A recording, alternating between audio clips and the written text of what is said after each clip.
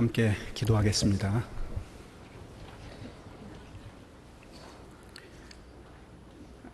사랑과 은혜가 풍성하신 거룩하신 하나님 아버지 감사드립니다. 저희들 구원해 주시고 천국의 소망 가운데 살게 하심을 감사드립니다. 소망 없는 이 세상 가운데 버려두지 아니하시고 주님의 몸된 교회 가운데 참여하게 하심을 또한 감사드립니다. 우리의 남은 모든 삶이 주님께 찬송이 되고 영광이 되기를 진심으로 원합니다. 이 세상에 살다가 주님 만나는 그날까지 연약하고 부족한 저희들 붙잡아 주시고 오직 주님의 뜻을 따라 순종하며 헌신하는 삶을 살다가 주님 만날 수 있도록 도와주시옵소서. 오늘 이 시간 또한 저희들 한자리에 모아주셔서 감사합니다. 주님 함께 하셔서 저희에게 필요한 말씀으로 인도하여 주시고 주님의 뜻을 밝히 알게 도와주시옵소서. 오직 주님의 말씀이 양식이 되어서 날마다 새로운 삶을 주 앞에서 살아갈 수 있도록 은혜 베풀어 주시옵소서. 함께하지 못한 지체들 어느 곳에 있든지 주님의 교회와 주님의 말씀을 생각나게 하시고 그들에게도 각자의 처소에서 필요한 은혜로 채워주시옵소서. 오늘 이 시간 온전히 주 성령께서 주장하여 주시기를 바라며 우리를 구속하시고 지금도 살아계신 주 예수님 이름 받들어 기도드렸습니다. 아멘. 성경 마가복음 찾겠습니다.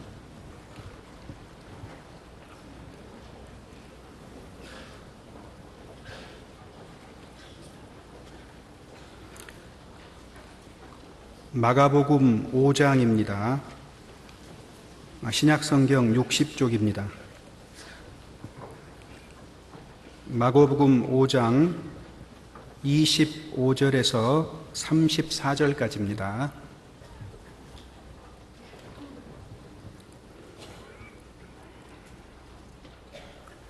찾으셨으면 한 목소리로 같이 읽겠습니다.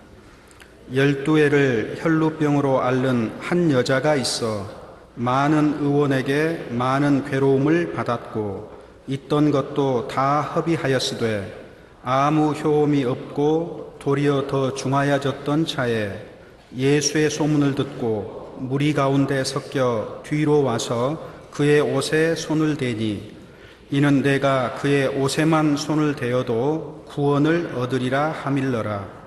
이에 그의 혈루 근원이 곧 마름에 병이 나은 줄을 몸에 깨달으니라. 예수께서 그 능력이 자기에게서 나간 줄을 곧 스스로 아시고 무리 가운데서 돌이켜 말씀하시되 누가 내 옷에 손을 대었느냐 하시니 제자들이 여짜오되 무리가 애워싸 미는 것을 보시며 누가 내게 손을 대었느냐 물으시나이까 하되 예수께서 이 일 행한 여자를 보려고 둘러보시니 여자가 제게 이루어진 일을 알고 두려워하여 떨며 와서 그 앞에 엎드려 모든 사실을 여짜온대 예수께서 가라사대 딸아 내 믿음이 너를 구원하였으니 평안히 가라 내 병에서 놓여 건강할지어다. 그간 평안하셨습니까? 모스크바 교회에서 교제하고 있는 이돈철 형제입니다. 한국의 러시아는 철의 장막으로 알려져 있는데 교회 가운데서도 러시아 교회 소식은 의외로 많이 알려져 있지 않은 걸로 그렇게 알고 있습니다. 한국에 들어오면 제가 개인적으로 가장 많이 받는 질문이 있습니다. 러시아 교회 식구들은 몇 명이나 됩니까? 라는 질문을 일반적으로 가장 많이 받습니다. 물론 그 질문하신 마음 바탕에는 해외 선교에 대한 관심과 개인적으로 또 러시아 교회와 저를 위해서 기도해 주시는 분이라고 믿고 그 질문에 답합니다. 섣불리 몇 명입니다라고 답을 하기보다 제가 잠시 멈칫 생각하고 그렇게 하고 답을 보통 하곤 합니다. 왜냐하면 우리가 이 세상에 사는 동안, 특별히 요즘 시대 가운데 우리는 너무도 익숙하게 세상의 통계와 세상의 숫자에 익숙해져 있습니다. 그래서 주님의 역사조차도 숫자로 가늠해 보려는 경향이 있다는 씁쓸한 생각이 들어서입니다. 교회의 규모가 얼마이냐가 중요한 게 아니라 그곳에서도 복음이 전해지고 있고 또 주님의 역사가 끊이지 않고 일어나고 있다는 겁니다. 우리는 숫자에 관심을 가질 것이 아니라 오히려 주님의 그 세미한 역사와 그 음성에 귀를 기울여야 되는 것이 아닌가 하는 생각이 들기도 합니다. 러시아는 한국과는 사뭇 다릅니다. 왜냐하면 한국의 기독교는 보편적으로 영국과 미국, 특히 유럽의 영향을 많이 받았습니다. 특별히 미국 교회와 매우 흡사한 모습을 가지고 있습니다. 그리고 그 역사를 거슬러가 보면 종교개혁과 연결이 좀 돼 있겠지요. 그리고 종교개혁 이전에는 대부분 유럽은 로만 가톨릭의 그 세력 아래에 놓여 있었습니다. 그래서 사실 한국 기독교의 분위기는 다분히 교리적으로 물론 다르지만 다분히 유럽과 미국의 그 로마 제국의 어떤 철학과 사상의 영향을 많이 받았습니다. 그래서 실천적이고 조금 윤리적인 경향을 띠고 있습니다. 반면에 러시아는 그리스의 영향을 많이 받았습니다. 그리스 철학의 영향을 받았죠. 그래서 과거에 로만 가톨릭과 동방 정교가 나뉘었는데 로만 가톨릭은 전 세계가 하나의 모임으로 계속 이어져 내려왔고 반면에 동방 정교는 국가 중심의 교회로 정착을 했었습니다. 그래서 동방 정교는 그리스 철학과 그리스 사상들과 아주 밀접한 관계가 있어서 굉장히 사변적입니다. 그래서 생각이 깊고 변증에 아주 능한 그런 토대를 가지고 있습니다. 그래서 근본적으로 러시아 사람들의 사고방식 자체가 우리 한국 사람들의 사고방식과 전혀 다릅니다. 러시아 동방정교 중에서도 이제 러시아에 정교가 들어간 것은 대략 한 1000년 정도 역사를 가지고 있습니다. 그래서 러시아 전체가 러시아 정교가 국교는 아닐지라도 거의 국교나 다름이 없습니다. 그리고 그 자국의 종교에 대한 자부심이 대단히 강합니다. 또 러시아 사람들 특징이 문화적인 우월감이거든요. 민족적인 우월감도 가지고 있습니다. 그래서 그런 자신들의 그 종교에 대한 대단한 자부심 때문에 거듭나셨습니까? 라고 물으면 대부분 거듭났다고 얘기합니다. 믿고 있다고 얘기합니다. 그런데 성경의 표현대로 안다고 하니 너희 죄가 그저 있도다라는 표현처럼 사실은 거의 형식과 전통에 머무르고 있습니다. 그 정교 안에 복음 자체가 없을 뿐만 아니라 로만 가톨릭과 똑같은 교리를 가지고 있습니다. 예수 그리스도의 십자가의 공로 플러스 공로 사상입니다. 선행이 있어야 천국 간다는 그런 생각을 하고 있기 때문에 복음 자체가 잘못되어 있습니다. 다른 복음을 가지고 있기 때문에 그들 안에 구원의 역사가 있을 리가 만무하지요.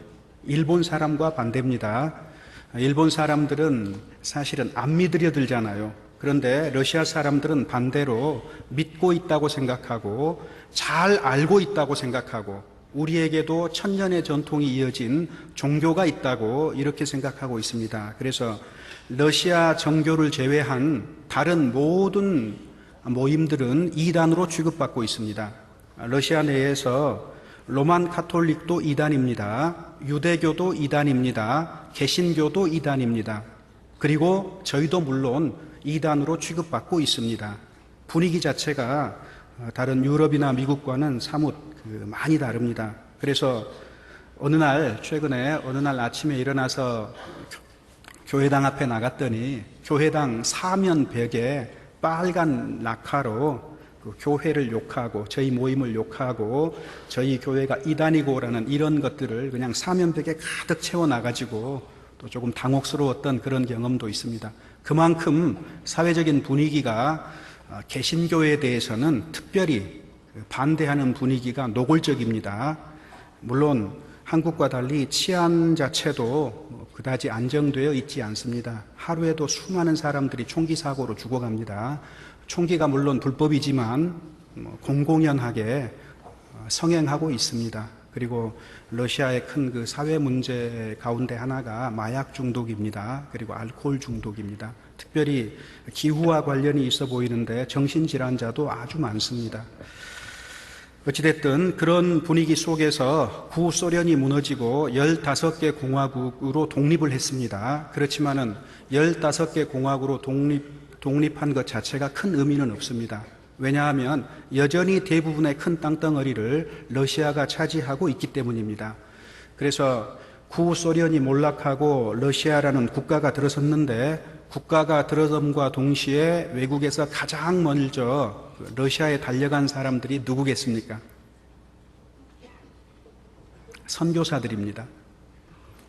전 세계 각지에서 선교사들이 한꺼번에 물밀듯이 들어갔습니다.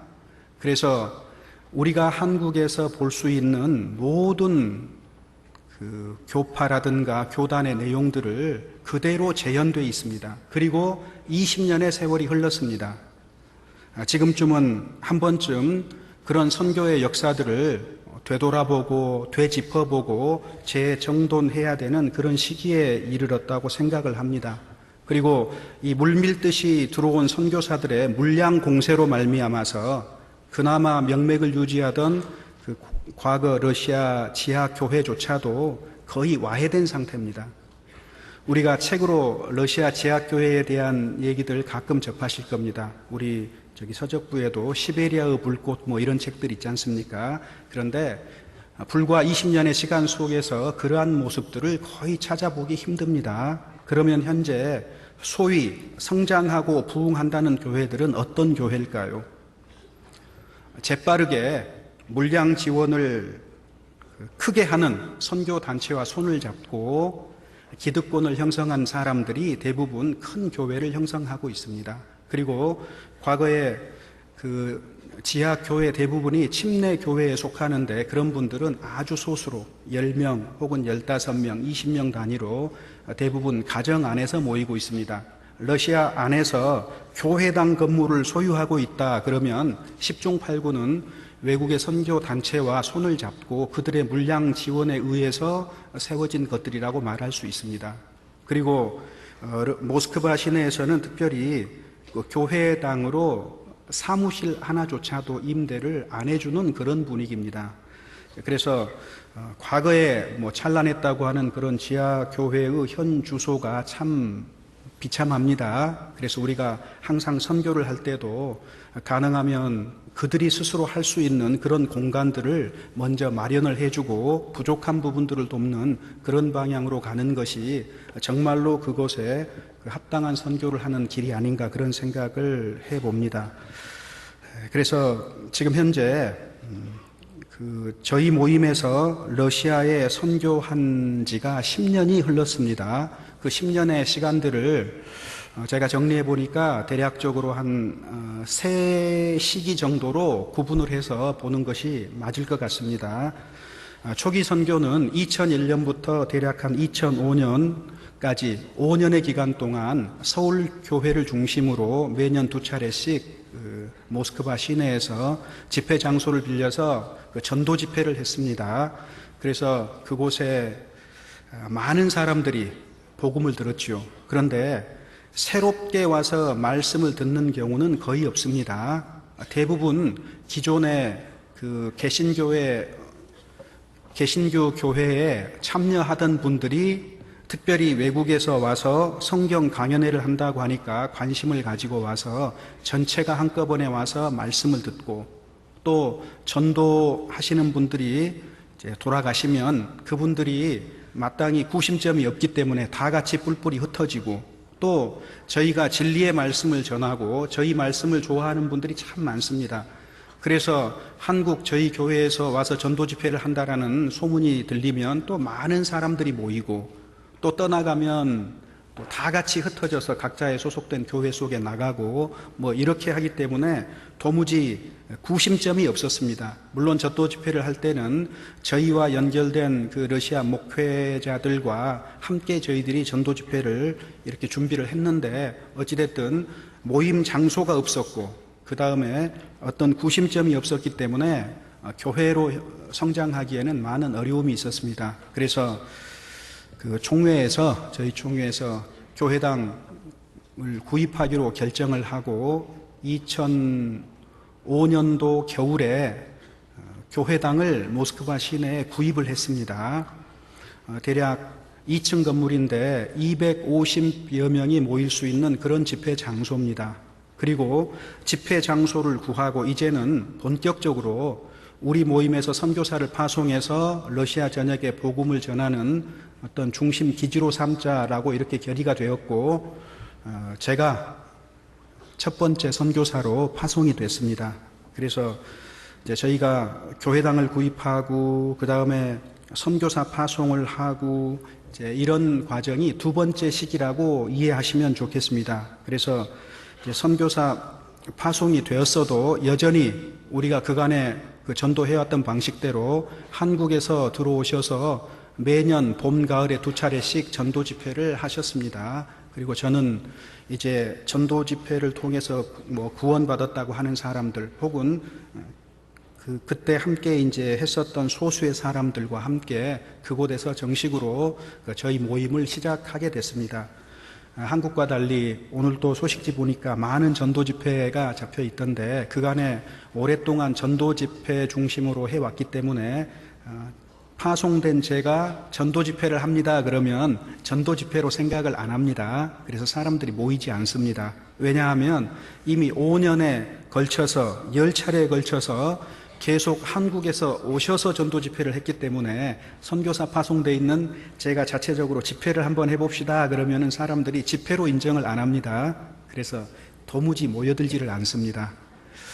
그래서 고민하다가 결과적으로 이분들과 개별적으로 하나씩 상담을 해 나가야 되겠다라고 결정을 하고, 상담을 요청해 오는 분도 없기 때문에 제가 고의적으로 교제하고 이제 한 번씩 구원의 확신을 중심으로 이제 개별적으로 상담하는 방식으로 일단은 전도를 해 나갔습니다. 그동안에.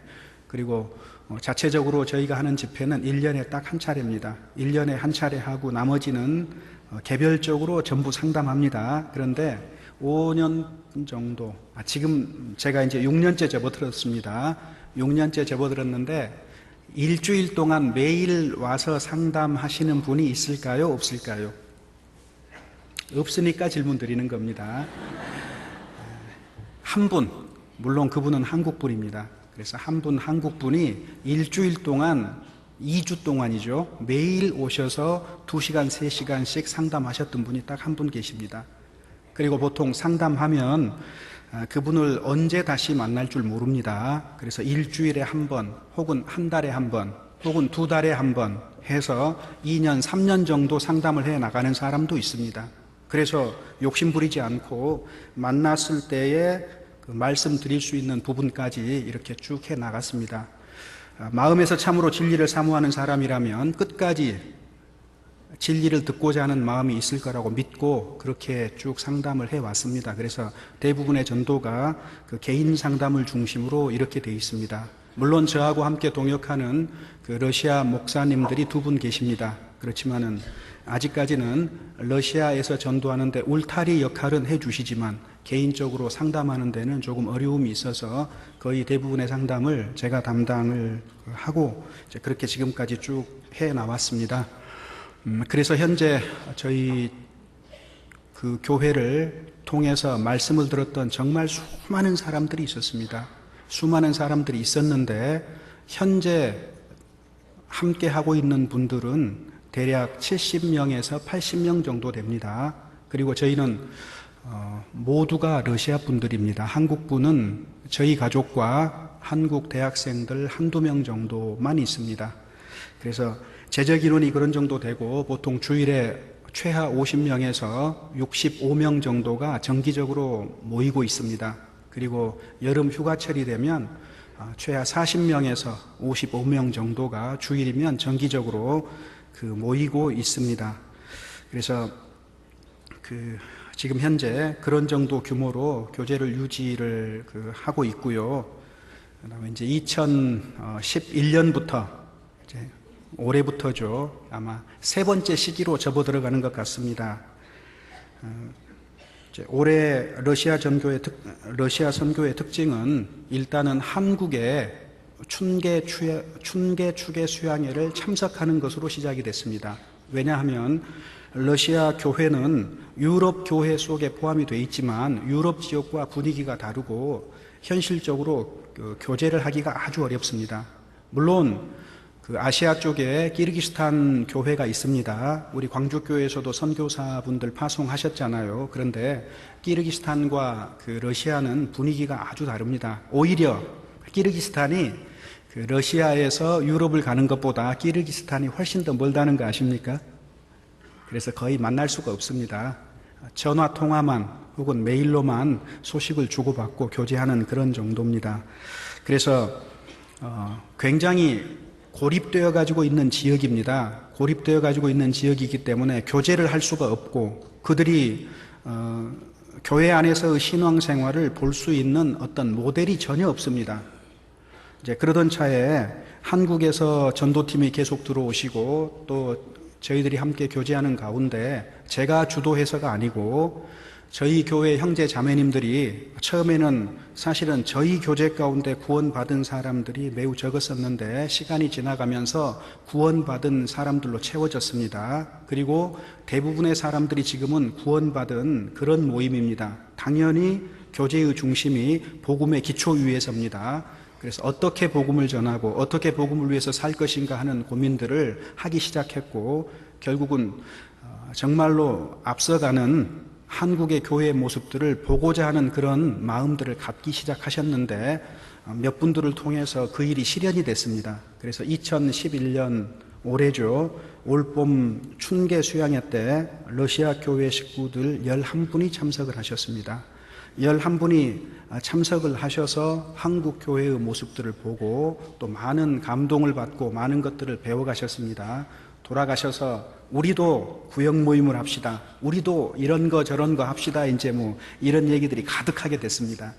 그래서 저희들 구역 모임이 없었습니다. 그간에 구역 모임이 없었는데 작년 말부터 부정기적으로 한 달에 2회씩 구역이 없으니까 가정 모임으로 모이고 있습니다. 그래서 이번 달에는 아무개 형제님 댁에서 몇 시에 모입니다. 그러면 전부 다 이제 이동해가지고 거기서 함께 참석하고 교제하고, 물론 교제의 내용은 여러분들이 구역 모임 하는 내용과 흡사합니다.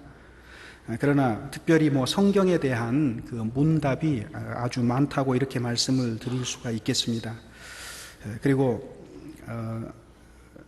러시아, 특히 모스크바 형편상 주중에 모이는 게 아주 어렵습니다. 주중에 모이는 게 어렵기 때문에 수요일 저녁에는 처음에는 이 목사님 말씀을 통역을 해서 듣는데 많은 어려움이 있었고, 또 세르게이 전도사님이 우크라이나에 파송된 이후로 저희가 통역된 DVD를 받아볼 수가 없었기 때문에 수요일 날 저녁 7시에는 러시아 목사님들이 30분씩 설교하고 나머지 30분은 러시아 전도를 위해서 함께 기도하는 그런 모임을 가지고 있습니다. 그리고 토요일 날은 오전 11시에 5년째 성경 공부 모임을 하고 있습니다. 그래서 5년 동안 저희가 한국에서 배웠던 모든 그 성경적인 내용들을 2시간 동안, 1시간 반에서 2시간 동안 제가 얘기하고 같이 점심 식사하고, 그 다음에 나머지 오후 시간은 마지막 사람이 갈 때까지 성경에 대해서 혹은 신앙생활에 대해서 질의응답하는 시간을 가지고 있습니다. 그래서 처음 2년, 3년은 워낙 그 성경을 알고 싶어 하는 분들이었기 때문에 해질 때까지 혹은 저녁 식사까지 먹고 밤 늦게까지 하루 종일 와서 같이 성경을 중심으로 공부하고 그랬던 기억이 있습니다. 그래서 아무튼 토요일 모임, 그 다음에 주일에는 오전 11시에 똑같이 모입니다. 그리고 마찬가지로 점심 식사 이후에는 이제 교제가 있습니다. 처음에 저희가 갔을 때는 주일 오전에 모임이 그 전부였습니다. 신방도 안 된다, 병원 신방도 안 된다. 러시아 분위기에서는 여기하고 사뭇 다릅니다. 우리는 예를 들어서 신방이 필요하고 상담이 필요하다면 교회 측에서 상담을 가겠다고 하면 언제든지 우리 식구들은 오케이 하잖아요. 그런데 러시아는 그 반대입니다. 누가 아파서 병원에 있다고 하면 교회가 결정하는 것이 아니고 그쪽에서 지정해 준 시간에만 가야 되는 이런 분위기입니다. 그리고 가정 신방을 한다는 것 자체는 상상도 할 수가 없지요. 왜냐하면 폐쇄된 사회이기 때문에 가정 안에 사람을 들여놓지 않는 분위기입니다. 문을 열지 않는 분위기거든요. 물론 이런 것들도 시간이 지나면서 지금은 다 바뀌었습니다. 그래서 자발적으로 문을 열고 있고요. 그렇게 해서 주일에 이제 그 아침에 말씀을 듣고 점심 먹고 오후에는 똑같이 임원 모임도 하고 또 모두회도 하고 그 다음에 형제 모임 따로 자매 모임 따로 하고 한 달에 한 번씩 다 같이 모여서 교회당 대청소도 하고요. 그런데 교회당 대청소도 개념이 저희하고 다릅니다. 제가 처음에 우리 교회당 다 같이 청소합시다 그랬더니 다들 고개를 갸우뚱하고 꼼짝도 안 하는 겁니다. 왜 그런가 했더니 러시아 사람들 사고방식입니다. 교회당이 있으면 당연히 청소하는 사람들을 고용하는 겁니다. 교회당에서 식사를 한다면 당연히 식사 준비를 하는 사람들을 고용을 하는 겁니다. 이런 개념을 가지고 있기 때문에 다 같이 청소하자고 했더니 우리에게 왜 그렇게 낮고 천한 일을 시키는가 이런 그 마음들을 가지고 계셨습니다. 그런 것들을 매우 천하게 생각합니다. 사고방식이 그렇습니다. 어찌됐든 그래서 이제 그런 동일하게 한국처럼 그런 교제들을 계속해서 가지고 있습니다. 그리고 제가 이번에 이제 입국한 것은 비자 기간이 만료가 돼서 비자를 갱신하기 위해서 입국하게 됐습니다. 종교 비자를 가지고 있다가 그 비자로 지속적으로 전도하는 게 어려워서 종교 비자를 포기하고 이제 어학 연수생 비자를 가지고 있습니다. 그래서 해마다 비자를 갱신해서 다시 들어가야 되는데 갱신할 때마다 쉽지 않습니다. 지금도 초청장을 이미 받아가지고 나와야 되는데 행정이 한국과 같지 않아서요. 아직까지 받질 못하고 있습니다. 그래서 다음 주쯤 초청장을 받고 비자를 만들 수 있을 걸로 생각이 드는데 아직도 미지수입니다. 그 일을 위해서도 조금 기도해 주시면 좋겠습니다. 아무튼 러시아는 관광으로 단기적으로 들어와서 있는 것은 쉽지만 장기적으로 체류하는 것은 행정적으로 여러 가지 어려움이 많습니다. 입출국이 아주 어렵습니다. 그래서 해마다 비자를 갱신해야 될 때면 많은 어려움들을 겪고 있습니다. 그래서 이번 추계 수양에 8명이 또 참석합니다. 그런데 한국에서 지원하는 거 없습니다. 왜냐하면 춘추계 참석이 처음부터 시작을 한국에서 도와주는 쪽으로 자리매김을 하면 안 되겠다 싶었습니다. 그래서 제가 가자고 한 것이 아니기 때문에 그분들이 정말로 복음을 위해서 살기 위해서 한국 교회를 보겠다고 결정을 했기 때문에 그렇다면 가시는 분들끼리 상의해서 비행기표를 구입하십시오. 제가 이렇게 요청을 했습니다. 그러니까 이제 깜짝 놀랐죠. 왜냐하면 보편적으로 선교사가 있는 교회에서는 그 선교사의 본국에 갈 때는 대부분 그곳 교회에서 도움을 줘서 가는 것이 일반화되어 있거든요. 그런데 지원 없습니다라고 단호하게 거절했습니다. 그래서 직접 여비를 마련해서 다 같이 다녀오십시오. 이렇게 요청을 했었는데 놀랍게도 그분들이 정말 여비를 마련해서 전부 오신 겁니다. 그래서 사실 그분들 입장에서 한국에 오가는 비행기 싹을 마련하는 게 엄청난 희생이라고 말할 수 있습니다. 보통 그분들의 평균 임금의 2달분입니다. 그러니까 작은 돈이 아닙니다. 그리고 대부분 러시아 개신교는 고령화입니다. 나이가 드신 분들이 아주 많습니다. 그래서 이분들이 사실 그 많은 비용을 들여서 한국에 온다는 게 결코 쉽지 않은데 어찌됐든 구원 얻은 믿음이 있었기 때문에 그것이 가능했습니다. 그래서 지난 춘계 때 11명이 들어왔다 가셨고요. 이번에 지금 8분이 입국하셔가지고 현재 서울교회에 머무르고 있습니다. 그리고 추계 수양회 끝나고 다음 주에 잠깐 광주교회 또 신방하고 그렇게 출국하도록 계획이 그렇게 잡혀 있습니다. 그리고 이제 또 한 가지 세 번째 시기에 해당한 올해 큰 변화가 하나 있었습니다. 지금까지는 러시아 모스크바에 상징적으로 저희 교회가 하나 있었고, 과거에 세르게이 목사님이 사역하시던 우크라이나 하리코프 지역에 조그만 가정교회가 있었습니다. 그런데 세르게이 목사님께서 비자 문제 때문에 한국으로 입국할 수밖에 없는 상황이었습니다. 그래서 거기 이제 소수의 사람들이 현재 남겨져 있는 상태입니다.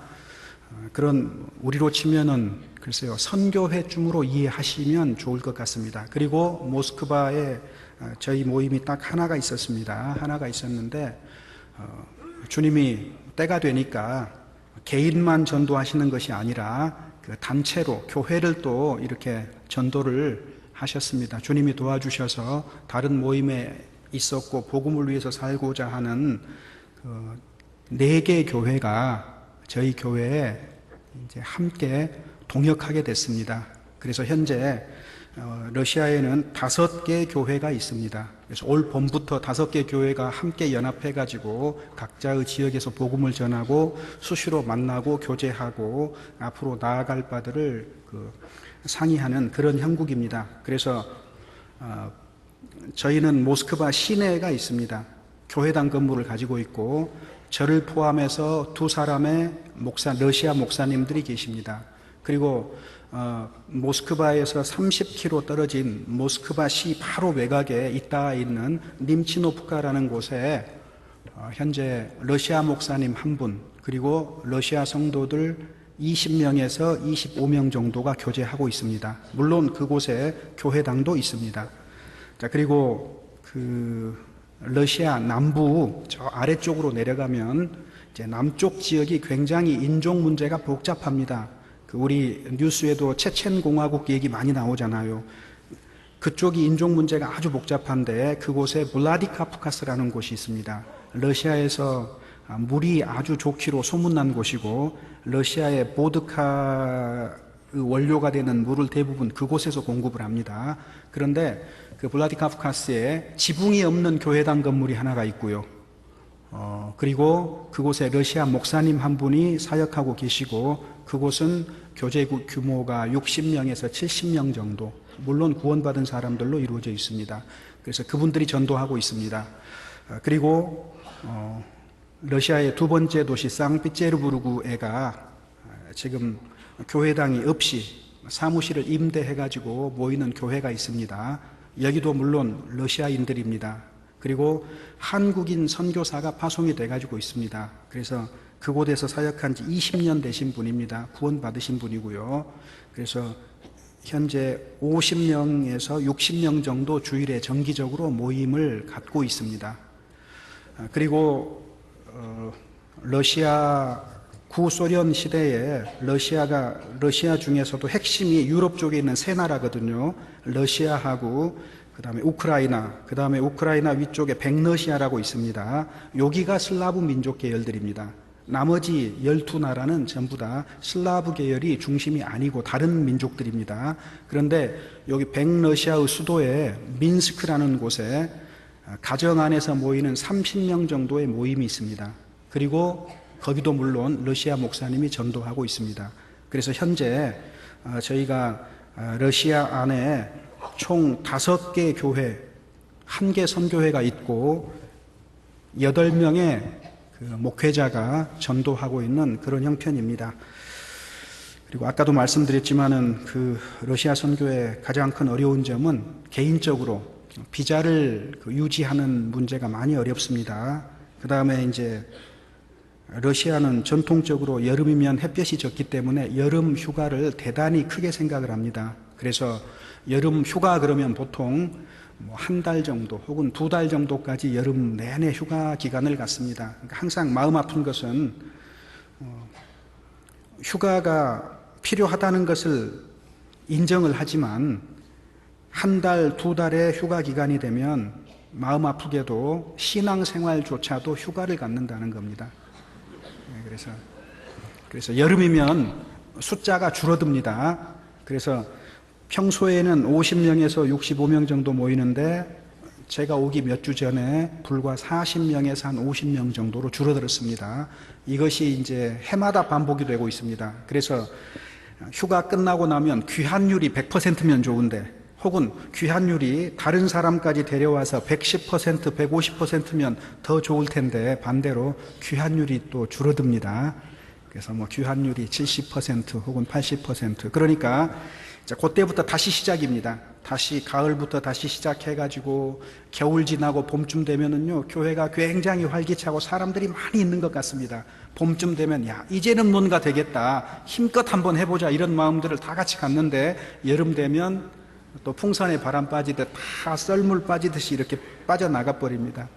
예를 들어서 그런 현상들이 지금 계속 반복이 되고 있습니다. 물론 그런 것도 시간의 흐름 속에서 자연스럽게 이제는 변화되리라고 그렇게 믿고 기다리고 있습니다. 그래서 여전히 러시아 사람들 기다리는 거 잘 하는데요, 저희도 선교하는 데 있어서 많은 그 기다림의 시간이 아직도 필요한 것 같습니다.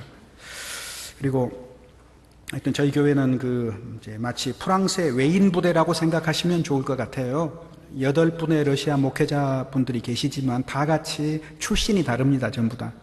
장로교 출신도 있고, 오순절 출신도 있고, 혹은 다른 모임 출신도 있고, 그래서 아는 것과 믿는 것에 그 차이가 조금 많이 있었습니다. 그런데 지금은 이제 그런 것들이 점점 줄어들고 있습니다. 자주 목회자들이 만나서 함께 공부하고 있고요. 그래서 저희가 세 번째 시기로 접어든 올해 처음으로, 제가 주도해서가 아니고 형제 자매님들이 우리도 전체가 모여봅시다 그래가지고 7월 1일부터 4일까지 하계 수양회를 가졌습니다.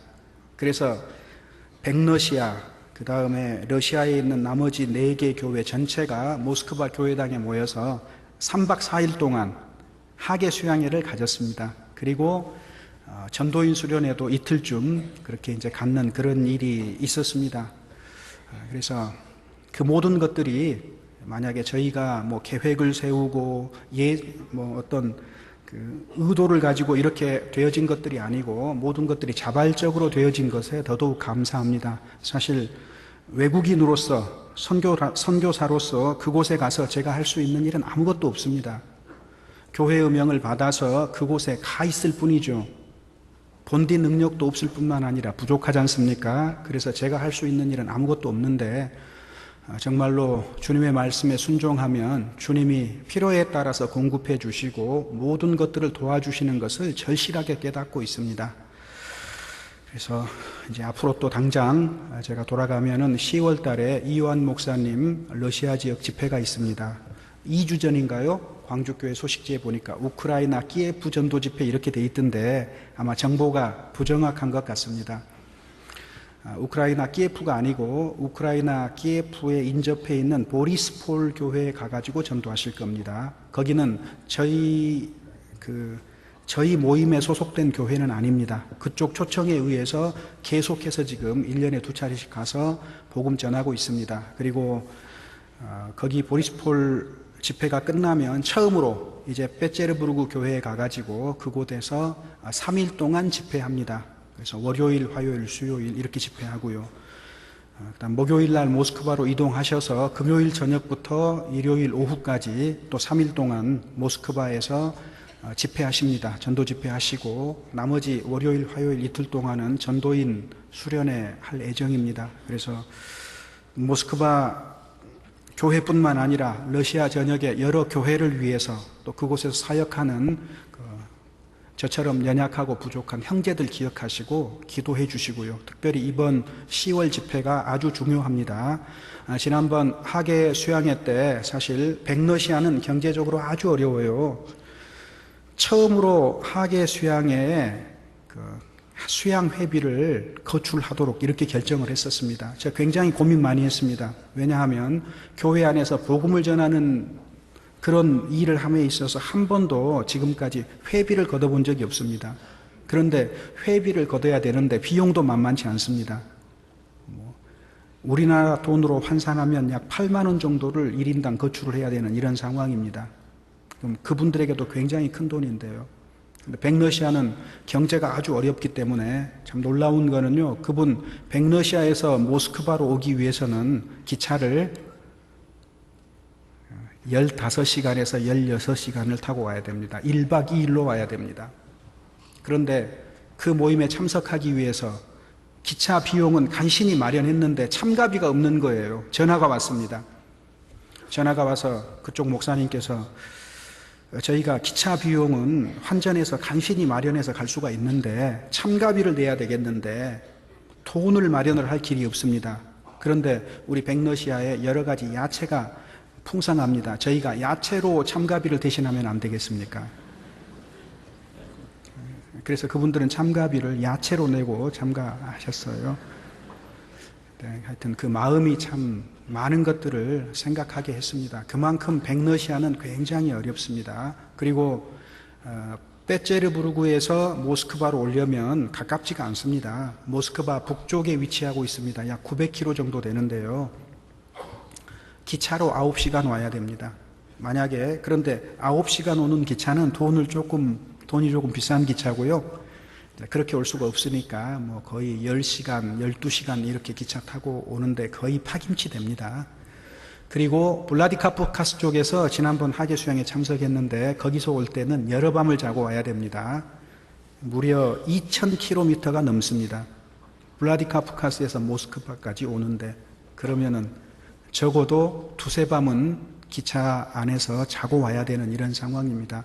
그럼에도 불구하고 그분들이 다 같이 하계 수양에 참석했습니다. 그런데 이번 10월 전도 집회 때 이 목사님 오시면 마찬가지입니다.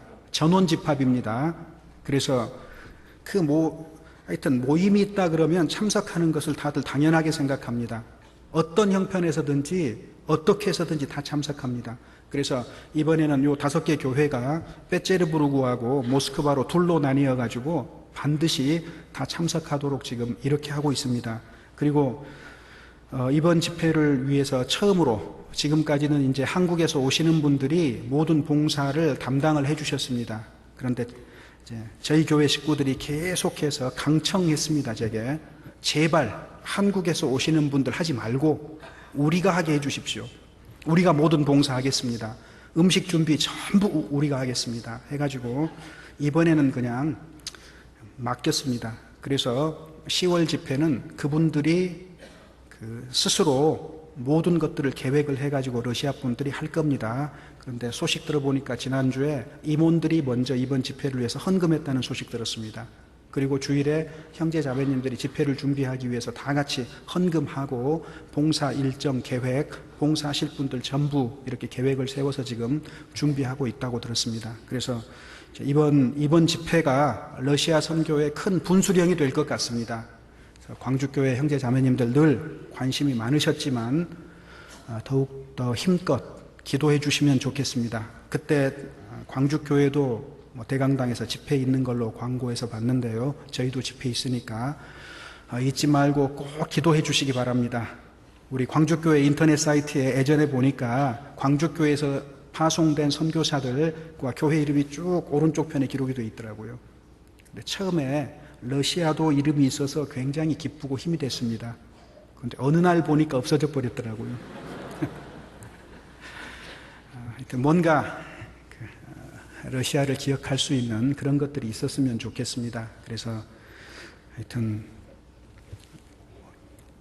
누구보다도 힘있게 기도해 주시리라고 믿고 있지만은 계속해서 러시아에 대한 기도하는 특권을 놓치지 않으셨으면 좋겠습니다. 기도는 특권이지 않습니까? 그래서 의무가 아니고요. 여러분이 정말로 복음을 위해서 살아갈 수 있는 귀중한 특권이기 때문에 아무나 할 수 있는 거 아닙니다. 여러분들이 기도로 동참해 주시면 정말로 좋겠다는 그런 생각을 해봅니다. 예, 러시아 소식은 여기까지 전하고요. 이제 우리 오늘은 마가복음 5장에 있는 말씀을 함께 조금 상고해 보고 싶습니다. 본문 기억나셔요?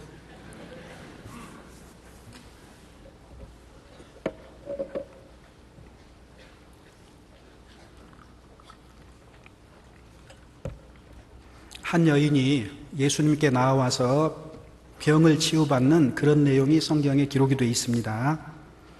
우리가 다 같이 본문을 읽었는데 여러분은 오늘 본문의 주인공이 누구라고 생각하십니까? 의외로 많은 분들이 12해 동안 혈루병을 앓는 여인이라고 대답하는 것을 들었습니다. 과연 그럴까요? 조금만 더 생각해 볼 필요가 있습니다. 구약 성경은 오실 예수님을 말씀하고 있습니다. 신약 성경은 오실 예수님, 오신다고 약속되어 있는 그 예수님이 오셔서 구속을 완성하셨다는 내용을 담고 있습니다. 그래서 신구약을 통틀어서 성경의 주인공은 언제나 예수님입니다. 우리가 자칫하면 성경을 보면서 성경 자체가 예수님 중심적인 내용으로 기록이 되어 있는데 자칫하면 예수님 대신 그 본문에 등장하는 사람으로 대치시켜서 이 사실을 쉽게 본문의 그 흐름을 쉽게 놓쳐버리는 그런 경향이 있습니다. 보통 한 영화에는 주연이 있고 조연이 있기 마련이잖아요. 언제나 주인공은 주연일 뿐입니다. 조연이 하는 역할은 주인공을 드러내기 위한 것이어야 됩니다. 조연이 영화 가운데서 조연 자신을 드러낸다면 그 사람은 형편없는 배우가 될 겁니다. 마찬가지로 오늘 본문의 주인공도 여전히 예수 그리스도입니다. 그리고 혈루증을 앓은 이 여인은 조연에 해당하는 겁니다. 그래서 우리가 성경을 읽을 때 언제나 예수 그리스도 중심적으로 보려는 그런 관점을 가질 때 본문의 내용 자체를 올바로 파악할 수 있게 됩니다. 그래서 오늘 본문을 통해서 우리는 예수님이 어떤 분인지 정확하게 파악할 수 있을 겁니다. 12회를 혈루병으로 앓는 한 여자가 있었습니다. 혈루병 그러면 아시죠? 피가 멈추지 않고 계속해서 흐르는 병입니다. 그래서 의학적으로는 하열 혹은 만성 자궁 출혈 정도로 이렇게 얘기할 수 있을 겁니다. 이 여인이 12해 동안 이 병을 앓았기 때문에 이 여인의 인생은 대단히 힘들었을 겁니다. 대단히 힘든 삶을 살았을 겁니다. 26절 살펴보시죠. 많은 의원에게 많은 괴로움을 받았고 있던 것도 다 허비하였으되 아무 효험이 없고 도리어 더 중하여졌던 차에 많은 의원에게 나아갔지만은 많은 괴로움을 받았다. 치유받지 못했습니다. 이 많은 의원은 한마디로 헛된 의원이었던 겁니다. 이 여인은 자신의 병을 치료해 줄 참된 의원을 만난 적이 없는 거예요. 결국은 재산을 다 잃어버렸습니다. 소망을 잃어버린 거예요. 이 여인의 입장에서는 더 이상 자신의 병이 나을 거라는 기대를 할 수가 없는 이런 처지에 있었습니다. 그런데 병으로 말미암은 이 육체적인 고통이 전부가 아니었습니다. 우리는 조금 더 생각해 봐야 됩니다. 우리는 본문의 이 12회를 혈루병으로 앓는 여인이 육체적인 고통보다 훨씬 더 큰 어려움을 가지고 있었다는 사실을 놓쳐서는 안 됩니다. 어떤 어려움을 가지고 있었을까요? 이 여인은 성경이 말하는 바 부정함 가운데 놓여 있었던 겁니다. 혈루병은 일종의 유출병이라고 할 수 있습니다. 피가 계속 흐르는 겁니다. 그런데 율법에서 유출병을 가진 자는 부정한 자라고 했습니다. 그래서 진 밖에 나가 있어야 됩니다. 육체적인 고통을 겪었을 뿐만 아니라 이스라엘 그 사람들과 함께 할 수 없는 처지에 있었던 겁니다. 우리식으로 얘기하면 교제 밖에 있었던 겁니다. 진 밖에 있었던 겁니다. 이스라엘 사람들, 하나님을 믿는 사람들인데 하나님의 사람들과 함께 하지 못한다. 그것보다 더 큰 고통은 없을 거예요. 거듭난 그리스도인이 그리스도인의 교제 가운데 함께 하지 못한다. 그보다 더 큰 고통이 어찌 있겠습니까? 이 여인이 이와 같은 상태에 있었던 겁니다. 민수기 5장 찾아보시죠.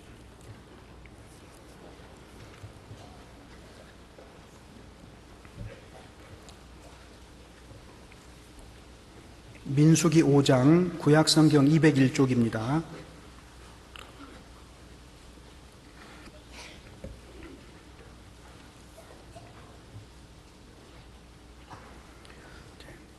(1절에서) (3절) 같이 읽어보겠습니다.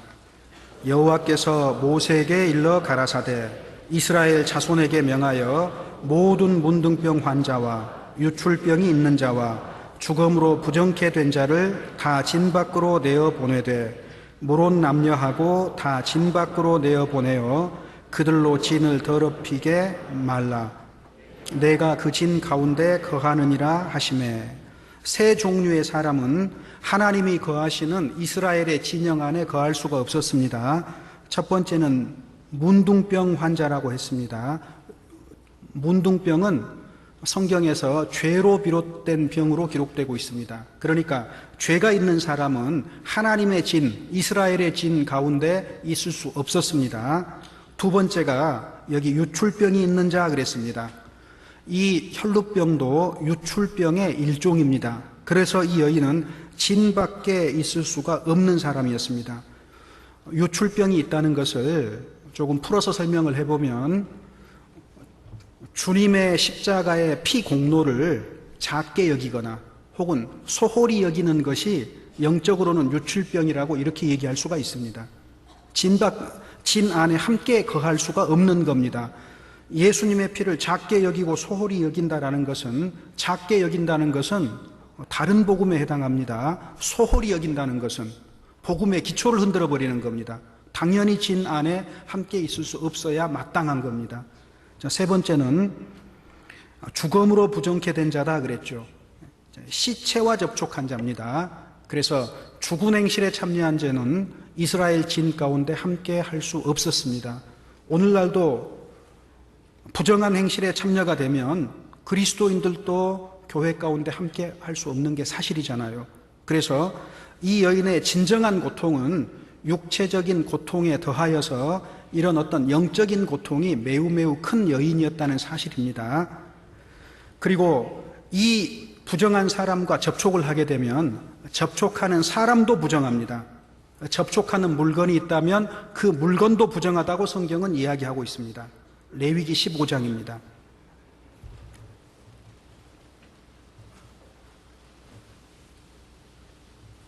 레위기 15장 1절 2절입니다.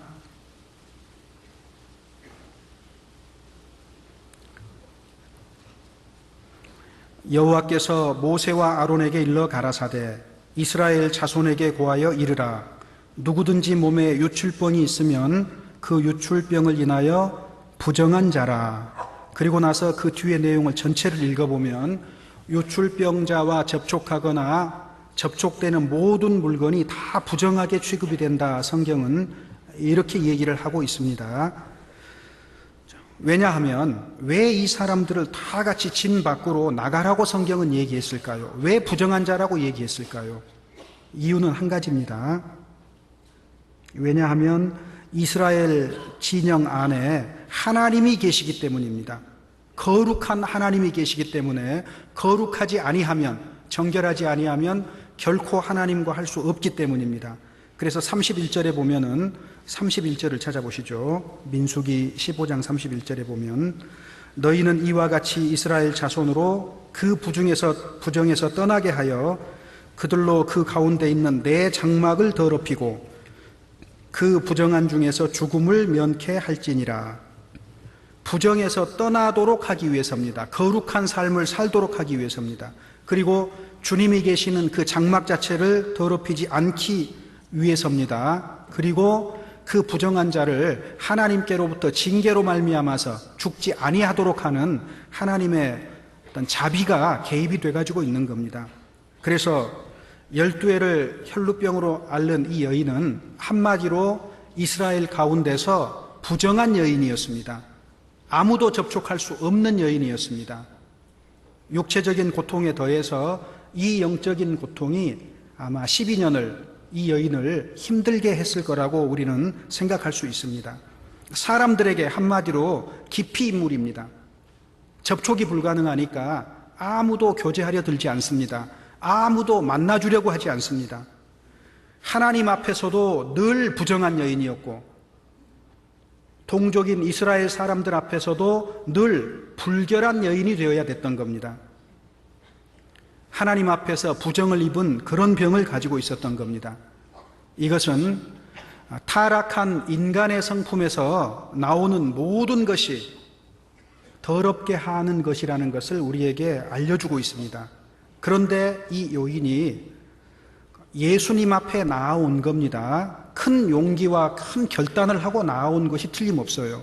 왜냐하면 이스라엘 사람과 접촉할 수 없는데 이스라엘 무리 가운데 예수님을 만나기 위해서 이 여인이 들어왔기 때문에 이것은 엄청난 용기가 필요했을 겁니다. 어쩌면 목숨을 걸고 와야 됐을 거예요. 잘못하면 부정한 자이기 때문에 돌 맞아 죽을 수도 있습니다. 본문 27절 보시죠.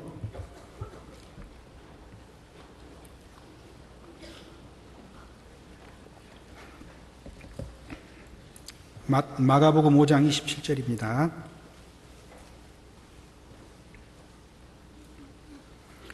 예수의 소문을 듣고 무리 가운데 섞여 뒤로 와서 그의 옷에 손을 대니, 예수의 소문을 들었습니다. 그리고 무리 가운데 섞여서 뒤로 왔다 그랬죠. 몰래 왔던 겁니다. 그리고 예수님의 옷자락에 손을 댔습니다. 엄청난 용기가 필요했던 거죠. 자, 그러면 어떤 일이 벌어져야 될까요? 율법대로라면 부정한 자와 접촉을 하면 부정하게 되잖아요. 그러면 예수님이 부정해져야 되는 거 맞지요? 그런데 놀라운 일이 벌어졌습니다. 예수님이 부정해진 것이 아니고 이 여인이 깨끗하게 나음을 입었다고 성경은 기록하고 있습니다. 성경에 일관되게 관통하고 있는 부정의 공식이 깨져버린 거예요. 율법에 분명하게 부정한 자와 접촉하는 모든 것이 부정해진다고 했는데 예수님이 부정해진 것이 아니고 반대로 이 여인이 깨끗함을 입었다는 겁니다. 구약 성경 전체를 관통하는 거룩의 법칙이 있습니다. 정한 것과 부정한 것이 접촉을 하면 어떻게 되죠? 부정해지는 겁니다. 항상 정한 것이 부정해진다는 법칙이 있어요. 이 법칙을 가장 손쉽게 알 수 있는 내용 중에 하나가 학개서에 등장합니다. 학개서 한번 찾아보시죠. 학개서 2장입니다. 학개서는 구약 뒤에서 두 번째 성경이죠. 학개서 2장 12절입니다. 구약 성경 1311쪽입니다.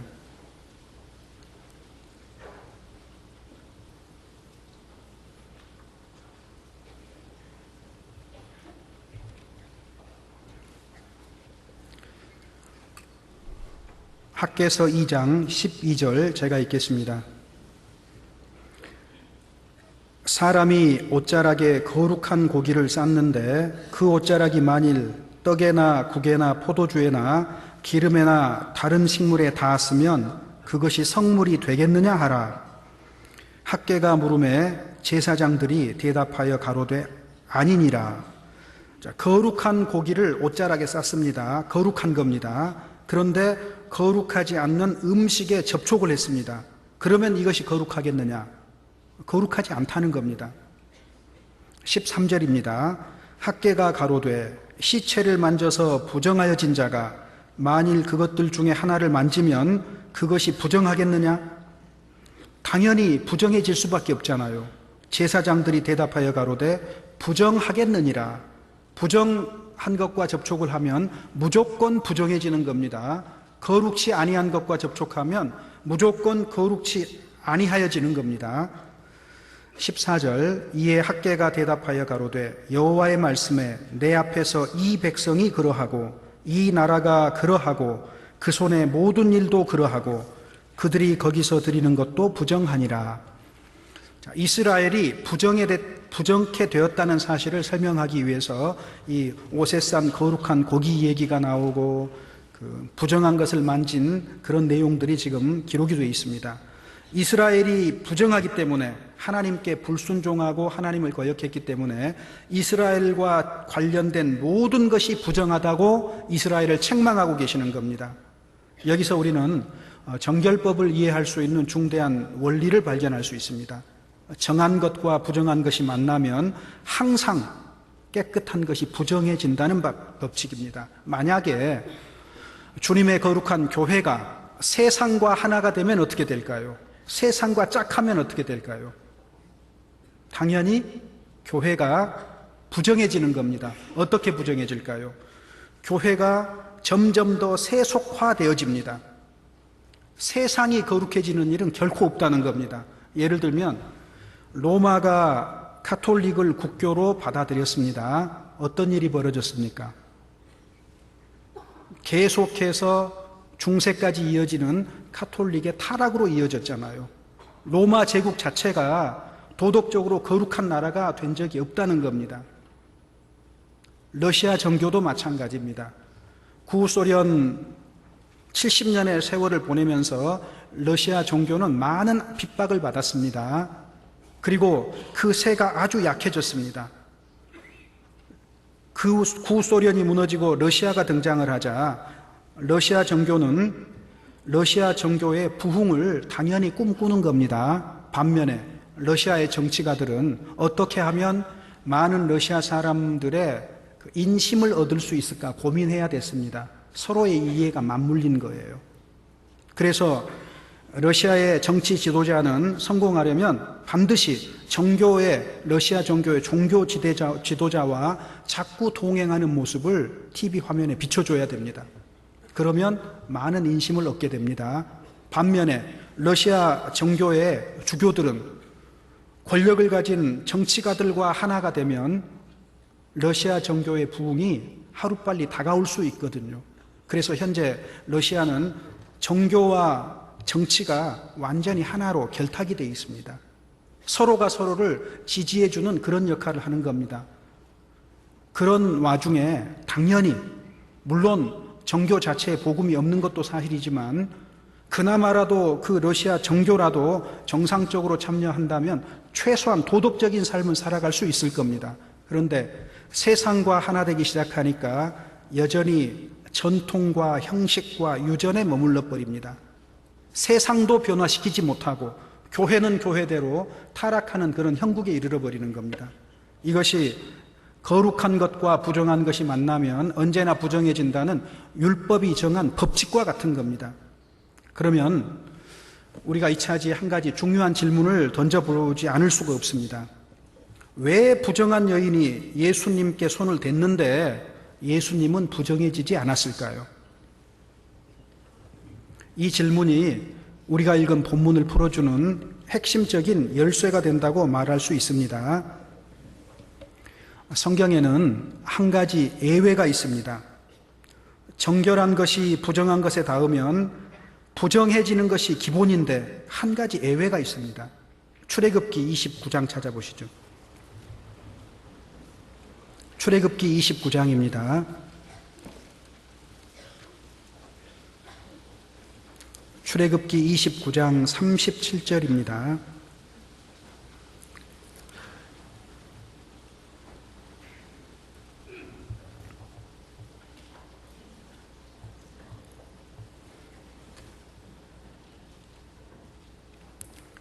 내가 7일 동안 단을 위하여 속죄하여 거룩하게 하라. 그리하면 지극히 거룩한 단이 되리니 무릇 단에 접촉하는 것이 거룩하리라. 여기 이스라엘 사람들에게 하나님이 만나주시는 장소가 있었습니다. 성막입니다. 성막의 기구 중에서 번제단이 있습니다. 그런데 이 번제단, 이 제단에 접촉하면 거룩해지리라 이렇게 되어 있습니다. 이것은 율법의 그 거룩에 대한 법칙을 거스리는 예외가 되는 겁니다. 단에 접촉하는 것은 거룩해진다라고 성경은 이렇게 얘기하고 있습니다. 하나님께 제사를 드리는 제단을 접촉하는 모든 부정한 것은 반대로 거룩해진다는 예외지요. 그래서 그 성막이 있기 전에 출애굽기 20장에 보면 누구든지 여호와께 제사를 드리려면 흙으로 만든 토단이라든가 혹은 단을 통해서 제사를 드려야 된다 이렇게 성경에 기록이 되어 있습니다. 이 단과 토단이 무엇을 얘기하는 걸까요?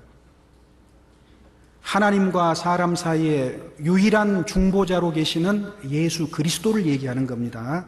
자, 출애굽기 20장 찾아보시죠.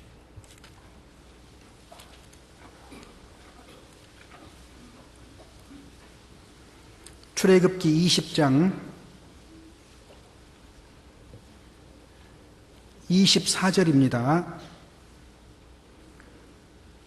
내게 토단을 쌓고 그 위에 너희 양과 소로 너희 번제와 화목제를 드리라. 내가 무릇 내 이름을 기념하게 하는 곳에서 내게 강림하여 복을 주리라. 내가 내게 돌로 단을 쌓거든 다듬은 돌로 쌓지 말라. 내가 정으로 그것을 쪼면 부정하게 함이니라. 너는 층계로 내 단에 오르지 말라. 내 하체가 그 위에서 드러날까 함이니라. 여기도 하나님께서는 토단이나 단을 통해서 사람들을 만나 주셨습니다. 자, 그런데 흙은 사람이 만들 수 없는 거예요. 하나님께서 만드신 겁니다.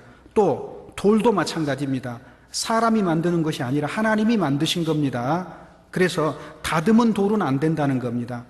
인간적인 방법이 개입이 되는 단으로서는 하나님을 만날 수 없다고 얘기하고 있습니다. 그리고 계단을 통해서도 만나서도 안 된다. 우리가 죄인인 사람이 하나님과 만날 수 있는 유일한 단이 있는데 이것은 인간적인 어떤 단계를 거쳐서 만날 수 있는 것이 아니다는 겁니다. 이 단은 바로 예수 그리스도를 얘기하고 있습니다. 하나님과 우리 사이의 중보자는 한 분이시고 예수 그리스도라고 디모데전서 2장 5절에 그렇게 기록이 되어 있습니다. 그래서 성막이 있기 전에는 단과 토단을 통해서 반드시 하나님을 만나야 됐습니다. 이제 이스라엘 가운데 성막을 주셨습니다. 이 성막 자체가 예수 그리스도의 모형과 그림자라는 사실은 여러분이 잘 아실 겁니다. 누구든지 하나님을 직접 대면할 수 없습니다. 반드시 예수 그리스도의 십자가의 공로를 통해서 만날 수 있는 겁니다. 그래서 정결법대로라면은 부정해야 되는데 반대로 이 제단에 닿는 모든 것은 거룩해진다는 겁니다. 그런데 제단뿐만 아니라 성막에 사용되는 모든 다른 기물들도 똑같은 법칙이, 똑같은 예외가 적용이 됩니다. 그래서 모든 것을 거룩하게 하는 제단이 있었습니다. 그리고 출애굽기 30장 한번 찾아보시죠. 출애굽기 30장입니다.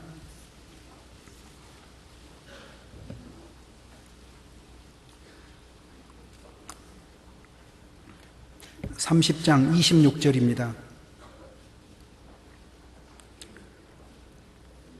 너는 그것으로 회막과 증거궤에 바르고 관유를 바르라, 기름을 바르라, 그 말이거든요. 상과 그 모든 기구며 등대와 그 기구며 분향단과 및 번제단과 그 모든 기구와 물두멍과 그 받침에 발라 기름을 발라 그것들을 지성물로 구별하라. 함께 읽어보죠. 무릇 이것에 접촉하는 것이 거룩하리라. 번제단뿐만 아니라 성막에 사용되는 기물과 접촉하면 이것은 부정해지는 것이 아니라 접촉하는 모든 것이 깨끗해진다고 예외를 두신 겁니다. 자, 그렇다면 왜 성막에 있는 기물들을 접촉하면 깨끗해지는 걸까요? 이상하잖아요.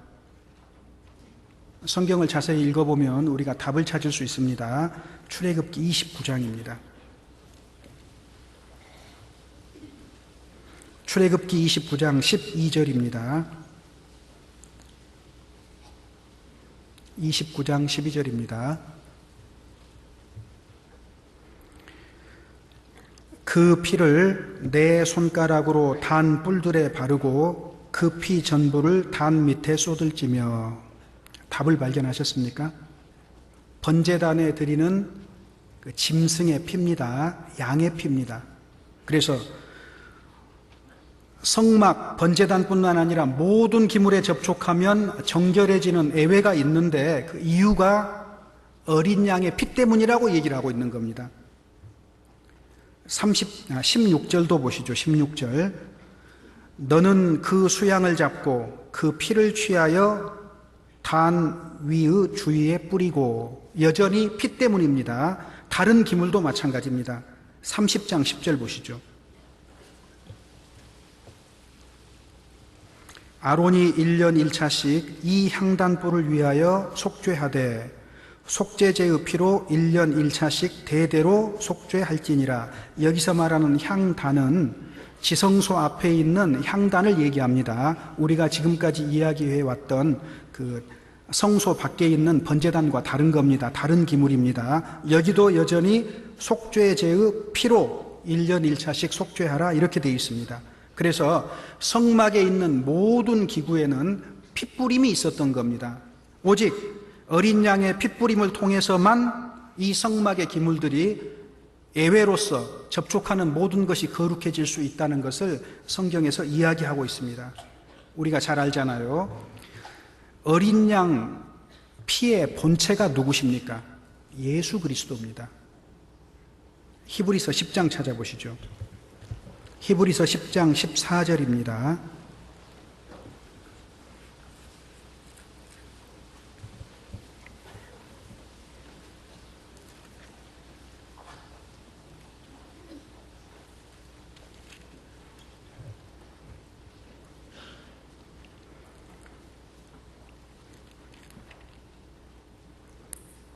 히브리서 10장 14절입니다. 저가 한 제물로 거룩하게 된 자들을 영원히 온전케 하셨느니라. 그런데 어떻게 영원히 온전해집니까?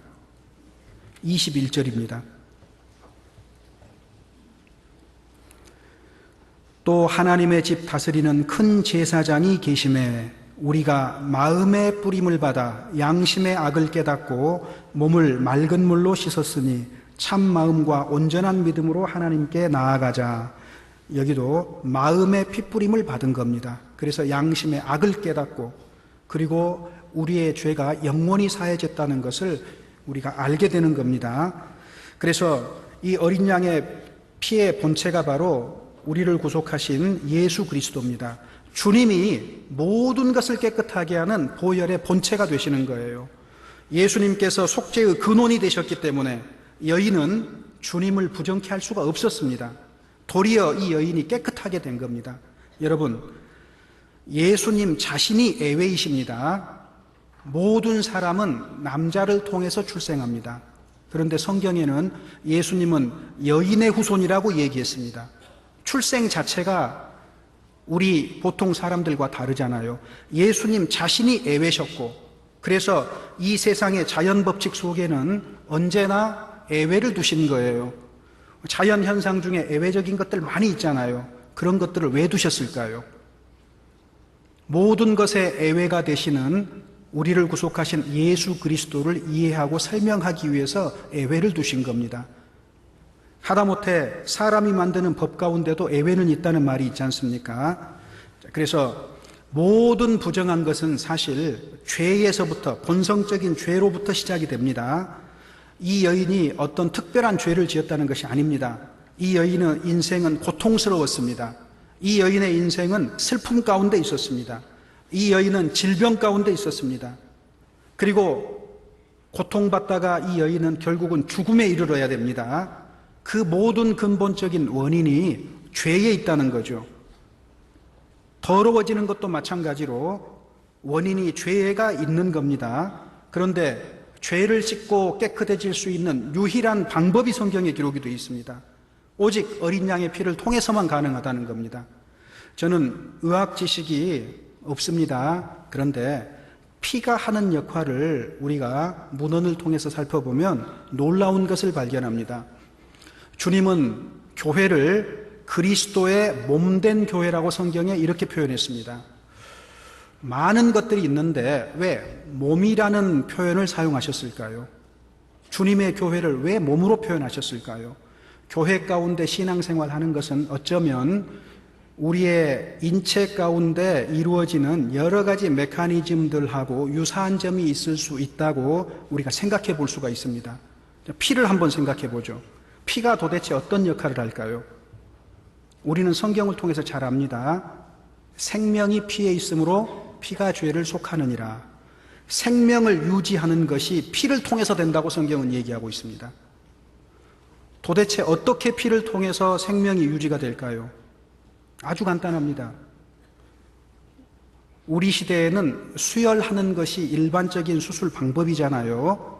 피가 없으면 죽는 거예요. 그런데 피가 공급이 되면 살아나는 거잖아요. 그거는 생명이 피에 있다는 증거가 됩니다. 그래서 피를 통해서 생명이 유지가 되는 거예요. 그 다음에 피는요, 사람을 깨끗하게 하는 역할도 한다는 사실 아십니까?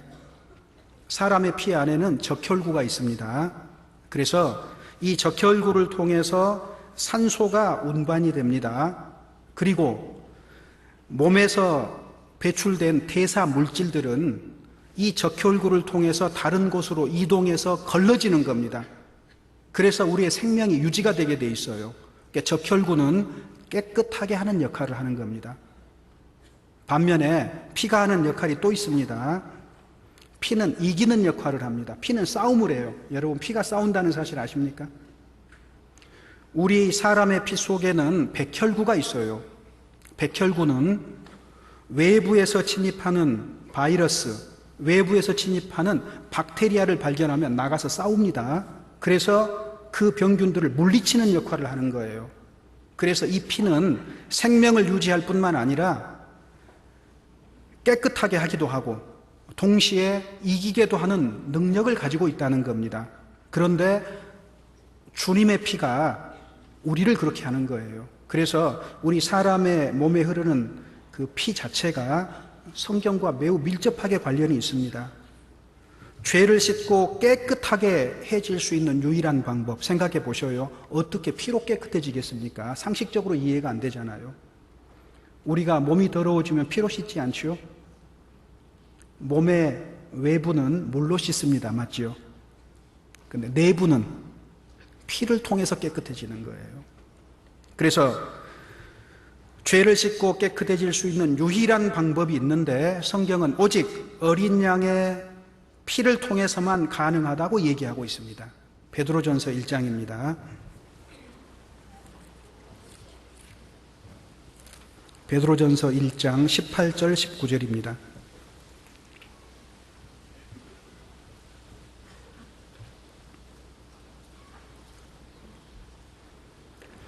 너희가 알거니와 너희 조상의 유전한 망령된 행실에서 구속된 것은 은이나 금같이 없어질 것으로 한 것이 아니요.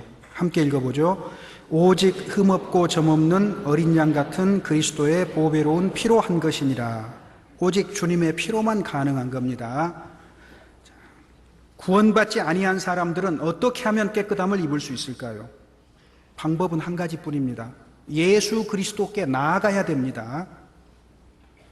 아마 저희 모임 가운데서, 특히 광주교회 가운데서 구원받으셔야 됩니다라고 주일 설교에 얘기하는 것은 결례가 될지 모르겠습니다. 그래도 교회 가운데 참여하지만 구원받지 않은 분도 틀림없이 있는 건 사실입니다. 예수 그리스도께 나아가야 됩니다. 구원받은 그리스도인들은 누구에게 나아가야 될까요? 예수님은 단순하게 우리 죄를 사하시고 천국에 보내는 걸로 끝을 내시는 분이 아닙니다. 구원받은 사람들도 여전히 일상의 생활 가운데서 부정한 것들이 있을 수 있습니다. 누구에게 가야 됩니까? 그리스도인도 동일하게 예수 그리스도에게 나아가야 되는 겁니다. 유일한 방법입니다. 그래서 우리는 정결법의 통용 속에서도 여전히 살아가고 있습니다. 모든 것이 부정하고 접촉할 때 부정해질 수밖에 없는 상황 가운데 놓여 있습니다. 그런데 영원히 마르지 않는 정결함의 원천이 있습니다. 바로 예수 그리스도입니다. 이 사실을 증거하는 이가 셋이라고 성경은 얘기합니다. 요한일서 5장 8절입니다.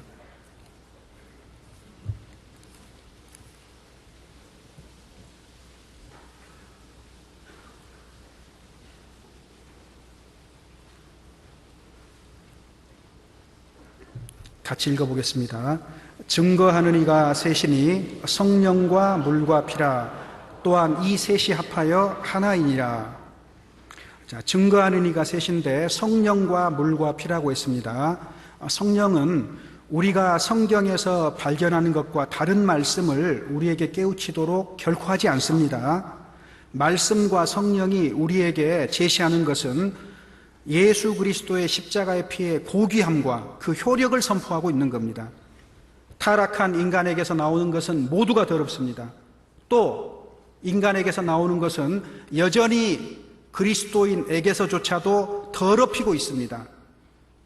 인간의 본성은 끊임없이 더러운 것을 솟구쳐내는 샘과 같다고 말할 수 있습니다. 이것에 접촉하면 오염될 수밖에 없어요. 죄를 깨끗하게 할 수 있는 대비책을 마련해 두셨는데 성경은 물과 피라고 얘기하고 있습니다. 물과 피는 주님의 죽음에 기초하고 있습니다. 좀 더 구체적으로 말씀드리면 속죄하는 피와 정결케 하는 말씀이라는 겁니다. 정결케 하는 물이라는 겁니다. 이 피와 물은 십자가에 달리신 예수 그리스도의 창에 찔린 옆구리에서부터 나왔습니다. 예수님 돌아가셨을 때 창을 찌르자 옆구리에서 물과 피가 나왔다고 되어 있잖아요. 그래서 여기 요한일서 5장에 보면은 그 6절 보시죠. 6절에 이렇게 되어 있습니다. 이는 물과 피로 임하신 자니 곧 예수 그리스도시라. 1장 7절도 보시죠. 요한 1서 1장 7절. 저가 빛 가운데 계신 것 같이 우리도 빛 가운데 행하면 우리가 서로 사귐이 있고 그 아들 예수의 피가 우리를 모든 죄에서 깨끗하게 하실 것이요. 예수님의 십자가의 피는 우리 죄를 구속했을 뿐만 아니라 구원받은 이후에 우리의 일상생활 가운데서도 여전하게 우리를 깨끗하게 하는 일을 하고 계신다고 성경은 얘기하고 있습니다. 그래서 물로 씻어 말씀으로 깨끗하게 하사 이렇게 기록되어 있잖아요. 그래서 레위기 15장에도 보면 부정한 사람들을 계속해서 물로 빨고 목욕하고 씻고 이런 표현들이 계속 등장합니다. 자, 우리가 읽었던 본문에서 여인의 오래된 혈루증을 낫게 하신 예수님은 모든 부정을 정결케 하는 정결의 근원이 되심을 1차적으로 알려주고 있는 겁니다. 우리가 본문을 통해서 발견하는 사람이 누굽니까? 혈루증을 앓는 여인이 아니고 예수 그리스도라는 겁니다. 모든 부정을 정결케 하시는 예수 그리스도를 우리는 만난 겁니다. 죄와 사망으로부터 자유케 하시는 예수 그리스도를 만난 겁니다. 우리의 모든 죄를 단번에 영원히 사하신 예수 그리스도를 우리는 말씀을 통해서 또 만났고 그 예수 그리스도를 보아야 됩니다. 자, 본문의 배경을 한번 생각해 보십시오. 회당장 야이로의 딸을 살리러 가는 도중에 있었습니다. 회당장 야이로의 딸을 살리러 가는 도중에 이 혈루증을 앓는 여인을 만났던 거예요. 그래서 이 여인이 치유받았잖아요. 이거는 죄 사함 받았다라고 이렇게 얘기를 할 수 있습니다. 그 다음에 다시 야이로의 딸을 주님이 살리셨습니다. 부활의 생명에 참여하는 일이 뒤따라왔던 겁니다. 그래서 죄 사함이 있고 십자가의 피로 죄 사하는 일이 있고 그 다음에 그 부활의 생명에 참여하는 일이 있다는 것을 우리에게 이야기하고 있습니다. 이 여인의 믿음을 예수님이 언급하고 있잖아요. 내 믿음이 너를 구원했다 그랬는데 이 여인의 믿음은 은혜를 취하는 수단이었지 본질이 아니었어요. 우리는 믿음으로 말미암아 구원받는다는 것을 압니다. 그런데 믿음 자체가 우리를 구원하지 않는다는 거 아시죠? 믿음으로 구원받는 거 사실인데 믿음 자체가 우리를 구원합니까? 우리를 구속하는 것은 십자가의 보혈입니다. 믿음이 구원하는 게 아니에요. 그러면 믿음으로 구원받는다는 말은 무슨 말입니까? 유월절 때 어린 양의 피를 문설주와 인방에 발랐다는 거 아시죠? 그럴 때 무엇을 통해서 발랐습니까? 맨손으로 바른 거 아니죠. 출애굽기 12장 자세히 보면 어린 양의 피를 우슬초 묶음을 가지고 문설주와 인방에 발랐다 이렇게 기록되어 있잖아요. 그 우슬초가 뭡니까? 우슬초 자체가 무슨 능력이 있습니까? 양의 피가 문제거든요. 내가 피를 볼 때 너희를 넘어가리니 내가 너희를 멸하지 아니하리라거든요. 그렇죠? 그러니까 피가 우리 죄를 사하는 능력이 있는 거고 이 능력을 우리 것으로 취하는 매개체가 뭐예요? 우슬초라는 겁니다. 이 우슬초가 이 여인의 믿음과 같은 거예요. 그래서 여인의 믿음이 여인을 구원한 게 아니고 예수님의 십자가의 피가 이 여인을 구원했고 매개체 믿음이라는 수단을 통해서 이 여인이 나음을 입었다고 이렇게 이해하는 것이 이 본문을 바르게 이해하는 것일 겁니다. 그래서 따라 내 믿음이 너를 구원하였으니 평안히 가라라고 주님이 말씀하셨습니다. 이 여인은 예수님을 접촉하면 나을 수 있다는 믿음을 가지고 있었습니다. 그런데 내 믿음이 너를 구원하였으니 그 다음에 뒤따라오는 게 평안히 가라 이렇게 돼 있죠. 믿음은 항상 평안과 동행한다는 것을 우리가 알 수 있습니다. 참된 믿음을 가진 사람은 주님과 화목하고 화평한 상태가 되었기 때문에 마음에 평강이 찾아오는 게 맞습니다. 죄의 형벌에서 놓여놨기 때문에 마음속에 평안이 찾아오는 것이 지극히 정상적인 거라는 거죠. 여러분이 구원받았을 때, 거듭났을 때 여러분도 참으로 거듭났다면 이와 같은 것을 틀림없이 경험하셨을 겁니다. 그래서 믿음은 평안을 동반한다는 겁니다. 그래서 본문은 오직 예수 그리스도만이 죄에서 건질 수 있는 유일한 분이심을 우리에게 강조하고 있는 겁니다. 다른 이로서는 구원을 얻을 수 없나니 천하인간에 구원 얻을 만한 다른 이름을 우리에게 주신 적이 없다고 했습니다. 이사야 성경에서도 마찬가지죠. 너희는 내게 나와 들으라. 그리하면 너희 영혼이 살리라. 무엇을 들으라는 겁니까? 예수 그리스도께서 이루신 십자가의 공로에 대해서 들으라는 겁니다. 그러니까 성경 전체에서 가장 중요한 게 예수 그리스도인데 예수 그리스도 중에서도 가장 중요한 게 십자가잖아요. 십자가 중에서도 무엇이 가장 중요합니까? 피입니다. 예수 그리스도의 피에 집중해야 됩니다. 그래서 예수 그리스도만이 오직 우리를 구원하실 수 있는 분이라는 사실을 강조하고 있고 사람에게 가장 필요한 분이 바로 예수 그리스도라는 사실을 이 본문을 통해서 이야기하고 있는 겁니다. 사람들은 예수 그리스도와 접촉해야 됩니다. 그것이 인생에서 유일하게 영생을 얻을 수 있는 방법입니다. 그러면 그리스도인들은 누구와 접촉해야 됩니까?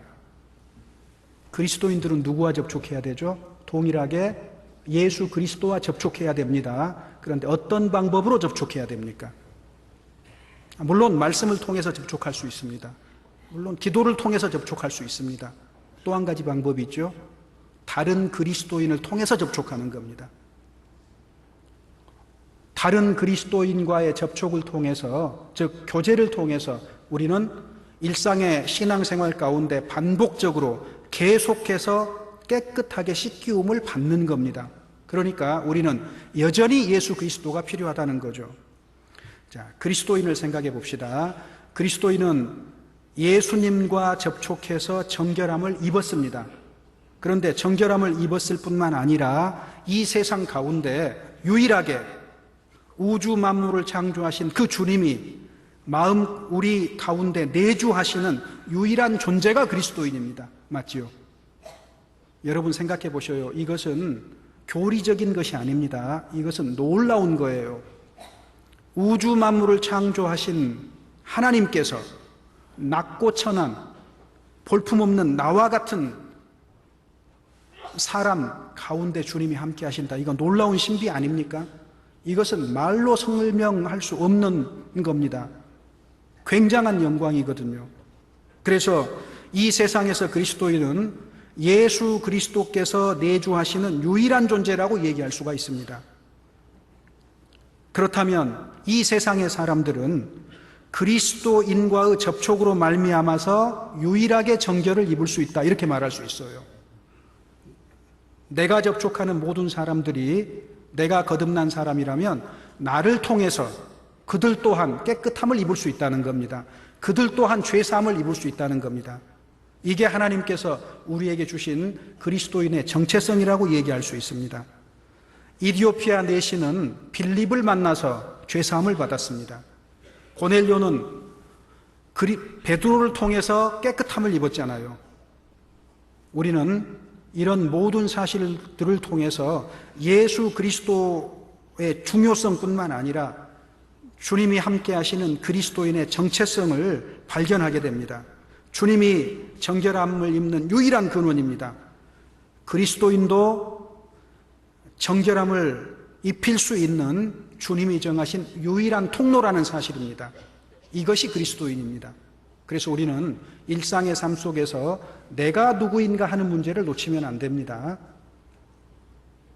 내가 그리스도인이라는 사실은 교회당 안에서나 교회당 밖에서나 변함이 없는 거예요. 우리는 너무도 쉽게 세상의 사고방식을 받아들입니다. 교회 안에서 그리스도인으로 살아갑니다. 그러나 교회당 문지방을 벗어나면 그리스도인의 모습이 약화가 됩니다. 이건 정상적인 모습 아닌 거예요. 내가 하는 일과 내가 교회 가운데 참여하는 일 자체를 분리하고 구별하면 안 됩니다. 그것은 같은 일입니다. 내가 학교에서, 내가 가정에서, 내가 직장에서 살아가는 모든 것이 그리스도인으로서 살아가는 거예요. 저는 한국 사람으로 러시아에 있습니다. 러시아에 있으면서 철저하게 깨달아지는 것이 있어요. 저는 러시아 사람이 될 수가 없습니다. 살면 살수록 저는 머리부터 발끝까지 뼛속까지 한국 사람인 것을 확실하게 깨닫습니다. 러시아 사람이 되고 싶은 생각도 없습니다. 이 상태가 좋습니다. 될 수도 없고요. 자, 그런데 그리스도인이 교회뿐만 아니라 세상에서 살아갈 때 여러분은 무엇을 느끼십니까? 세상에서 살아가면 살아갈수록 내가 뼛속까지 그리스도인이라는 것을 철저하게 느끼지 않습니까? 여러분 그런 경험 있으십니까? 어떤 상황 속에 놓여 있어도 나는 여전히 그리스도인일 뿐입니다. 그런데 우리는 그 사실을 망각해버립니다.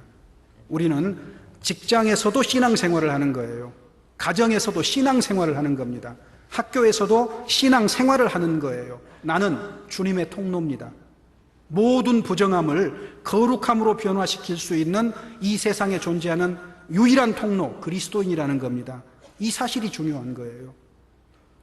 이런 사실들을 놓치면 우리는 교회당 안에서 살아가는 것과 교제권 밖에서 살아가는 것을 분리해서 우리의 신앙생활을 약화시킬 수가 있습니다. 사실 교회 안에서 교제하는 가운데 우리가 믿음을 발휘할 필요가 있습니까?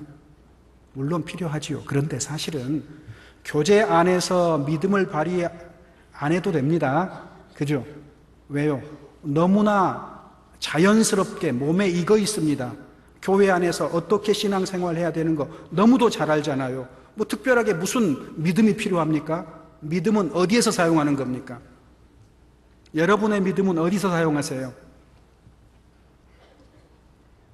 교회당 밖입니다. 여러분의 일상생활입니다. 그래서요, 여러분의 일상생활 가운데서 믿음을 힘껏 발휘해서 살아갈 때 주님께로 돌아오는 정결함을 입은 많은 사람이 생길 겁니다. 제가 개인적으로 광주교회를 사랑합니다. 이곳에서 많은 사랑을 받았고 이곳에서 많은 가르침을 받았습니다. 그래서 항상 마음속에서 이 교회를 사랑합니다. 그런데 마음속에 또 한 가지 걱정도 있습니다. 교제의 규모가 커져가면 커져갈수록 교제가 긴밀해지기보다는 느슨해지는 경향이 있을 거예요. 그래서 교회 가운데 참으로 복음의 기초 위에서 참여하는 사람이 있는 반면에 그렇지 않는 분도 계실 거예요. 많은 허수가 생기는 겁니다. 참여하는 모든 사람이 봉사에 참여하고 교제 가운데 참여하고 집회 가운데 참여하고 복음 전하는 일에 참여하고 심지어는 헌금하는 일에 참여한다면 엄청난 능력이 나타날 거다 그 말입니다. 그런데 수천의 사람이 모였는데 그 중에서 참으로 그 모든 교제 가운데 적극적으로 참여하는 사람의 숫자가 그 모든 수라고 말할 수 없잖아요. 우리가 지극히 작은 것에 주의해 나갈 때 주님의 역사는 더욱 크게 나타나는 겁니다. 그래서 광주교회는 그런 함정, 그런 위험도 있다는 것을 우리가 감지했으면 좋겠습니다. 물론 이 자리에 계신 분들 해당 안 되겠지만 단순하게 주일 모임에 참석하는 정도로 신앙생활을 한 주일의 신앙생활을 마무리하려고 한다는 것은 그것은 주님 앞에서 우리를 구속하신 주님 앞에서 큰 결례를 범하는 거 아닐까요? 엄청난 결례라고 생각합니다. 그래서 모든 분들이 적극적으로 참여하셔야 됩니다. 적극적으로 참여하셔야 될 뿐만 아니라 그 바탕에 내가 그리스도인이라는 이 정체성을 놓쳐버리면 안 됩니다. 그래서 오늘 또 나는 그리스도인입니다.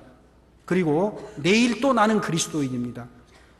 이런 생각들을 가지고 산다면 오늘 내 앞을 스쳐 지나가는 사람들이 누구인지도 우리는 구별할 수 있고 그들에게 무엇을 해야 되는지 우리는 분명하게 알고 살아갈 수가 있습니다. 그래서 그리스도인들에게는 오직 예수 그리스도가 전부입니다. 그리고 우리에게 주신 그 특권들을 작은 걸로 여겨서도 안 됩니다. 가끔 저는 교회 식구들이 몇 분이나 되지요? 그러면은요, 제 마음속에 생각이 있습니다. 오늘 함께 하신 분이 저희 교회 식구지요. 저는 항상 그렇게 대답합니다. 전체 규모가 몇천 명이다가 중요한 게 아니라 오늘 복음의 기초 위에서 함께 교제하고 일하는 그 가운데 이 시간 참여하는 그 사람이 내 식구인 겁니다. 오늘 없는 사람은요, 전 아니라고 생각합니다. 그래서 러시아 교회 식구들한테도 늘 강조합니다. 지금 이 순간 함께 한 사람만이 주님의 식구입니다. 지금 참여하지 않은 사람 아닙니다. 이렇게 얘기할 수 있습니다. 지나친 얘기가 될지 모르지만.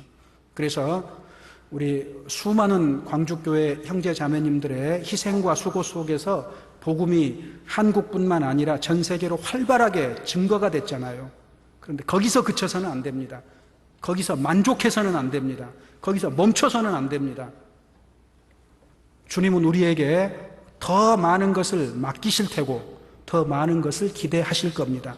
그 모든 일을 해나감에 있어서 항상 우리 정결의 근원이 되신 예수 그리스도를 의지하는 믿음 가운데 힘껏 살다가 또 다시 만났으면 하는 바람입니다. 감사합니다. 같이 기도하겠습니다.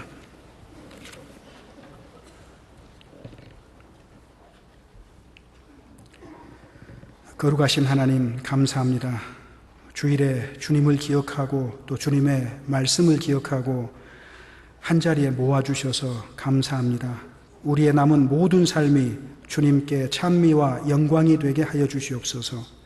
연약하고 부족한 저희들 교제 가운데 붙잡아 주시고 오직 주님의 말씀에 순종하고 헌신하는 가운데 살아있는 동안에 주님의 귀한 역사를 크게 경험할 수 있도록 은혜 베풀어 주시고 도와주시옵소서.